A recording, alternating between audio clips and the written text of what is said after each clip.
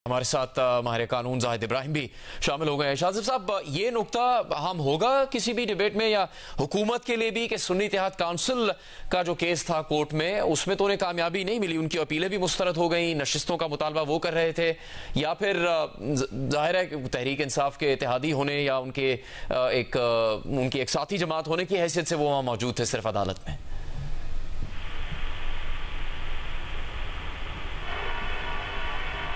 जियो news पे नशियात जारी है। सुप्रीम कोर्ट के फैसले पर हम कानूनी माहिरीन और तजक्कारों से राय हासिल कर रहे हैं। हमारे साथ इस वक्त माहिर कानून जाहिद इब्राहिम मौजूद है। जाहिद इब्राहिम साहब, क्या अहमियत होगी सुप्रीम कोर्ट के इस फैसले की अब आने वाले दिनों में, और क्या इससे बहरान खत्म होगा या कोई नया बहरान जन्म ले सकता है? और हुकूमत के पास भी कोई ऑप्शन है? तहरीक इंसाफ के पास तो रास्ता साफ है कि इस हुक्म पर अमल दरामद होगा, वो मखसूस नशिस्तें हासिल करेंगे, और एक सबसे अहम बात यह कि सुप्रीम कोर्ट के इस फैसले की रोशनी में अब आज़ाद उम्मीदवार या किसी और जमात उम्मीदवार की कहानी तहरीक इंसाफ के लिए खत्म हो गई, अब वो तहरीक इंसाफ के तौर पर मौजूद होंगे पार्लियामेंट में। जी बिल्कुल, आई थिंक ये आप जो बात कर रहे हैं ये बिल्कुल सही है कि अब ना सिर्फ ये मखसूस नशिस्तें तहरीक इंसाफ को मिलेंगी, but Tehreek Insaf as a political party आपकी पार्लियामेंट में आ जाएगी। अब ये सुन्नी इत्तेहाद काउंसिल का इनको प्लेटफॉर्म इस्तेमाल करने की जरूरत नहीं है, ये अपनी पेरेंट बॉडी जो पाकिस्तान तहरीक इंसाफ है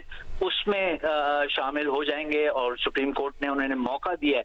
ये देखें, ये दौरान हियरिंग्स एक दो मरतबा मंसूर अली शाह साहब, जस्टिस मंसूर अली शाह साहब ने ये बात कही थी कि क्यों ना हम इस मसले को रिजॉल्व करने के लिए हम क्लॉक को रोल बैक कर दें उस डेट को जहां पे नॉमिनेशन फॉर्म्स फाइल हुए थे और जहां पे तहरीक इंसाफ के जो कैंडिडेट थे उन्होंने अपने आप को इंडिपेंडेंट जाहिर किया। इसलिए जाहिर किया क्योंकि उनका ख्याल था कि इलेक्शन कमीशन हमें एक्सेप्ट नहीं कर रही है पाकिस्तान तहरीक इंसाफ, इसलिए उन्होंने किया था। और क्योंकि अब ये वजाहत हो गई थी कि सुप्रीम कोर्ट का जो पहले फैसला था उसने यकीनन निशान जरूर ले लिया था, बल्ले का निशान, बट पाकिस्तान तहरीक इंसाफ के ऊपर कोई कदगन नहीं थी कि वो इलेक्शन में हिस्सा डालते।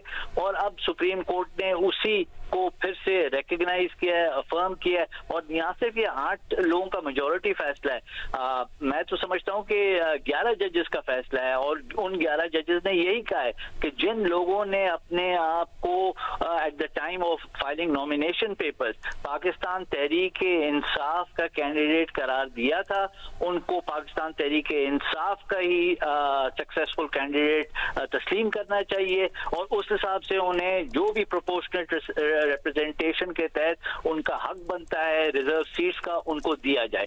तो मैं समझता हूँ, देखें, जो कुछ इबहम पैदा हुए थे यकीनन इलेक्शन एक्ट की जो शिकों में जो इबहम थे, वो सुप्रीम कोर्ट ने इस केस को as a case of first impression लेके फुल कोर्ट ने फैसला किया है, और हम सबको इसको तस्लीम करना चाहिए। और इस पे अब हमें इस झगड़े में नहीं पड़ना चाहिए कि क्या ये हो सकता था और किस तरह से हुआ है। मेरा ख्याल है कि ये एक रियलिटी है जो हम सबको एक्सेप्ट करनी है। ठीक है।